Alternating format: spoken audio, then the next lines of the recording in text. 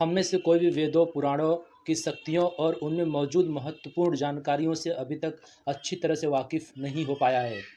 जब भी कोई इंसान मुसीबत में होता है वह ईश्वर को याद करता है और उसे किसी भी परेशानी से निपटने की शक्ति और मार्ग का ज्ञान होने लगता है।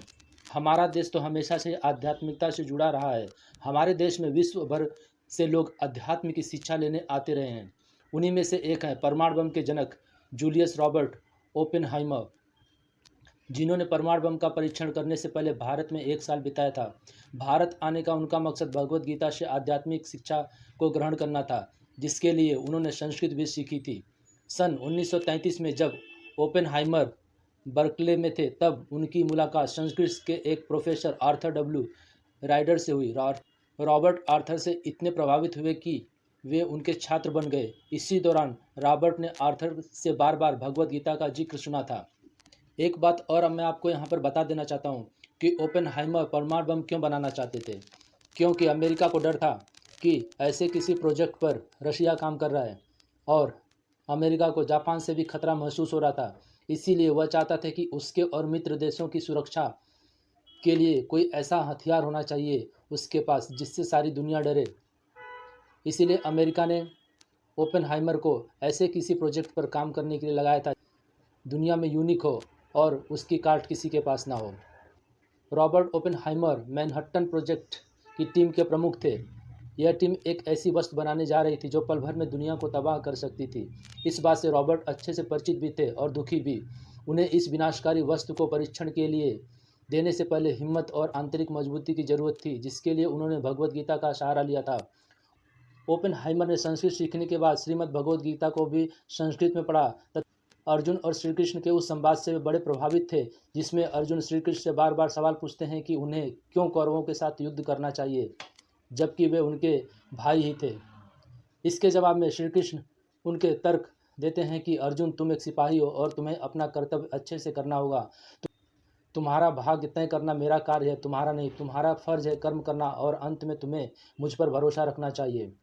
रॉबर्ट इस बात से प्रभावित हुए थे। रॉबर्ट को साहस श्रीमद् भगवद गीता के इस श्लोक ने दिया था, कलोस्मी लोक क्षय कृत्य वृद्धो लोकान समाह तुर्मिह वृत्त हितेशी त्वान भविष्यति सर्वे यथस्विता प्रयत्नकेशु योधा।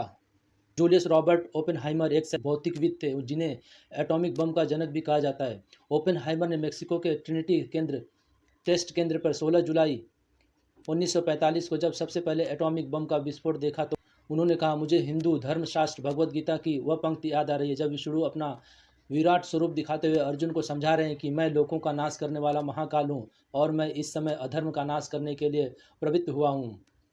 ओपेनहाइमर का यह कथन हिंदू धर्म की धार्मिक किताब श्रीमद् भगवद गीता के 11वें अध्याय के 32वें श्लोक की ओर इशारा करता है, जो कहता है कि श्रीमद् गीता अध्याय 11 श्लोक 32, कलोष्मधि लोक क्षय कृत्यो वृद्धो लोकांश महातुर्मिह वृत्त, अर्थात मैं लोगों का नाश करने वाला महाकाल हूँ, मैं समस्त लोगों को नष्ट करने के लिए वृत्तित हुआ हूँ।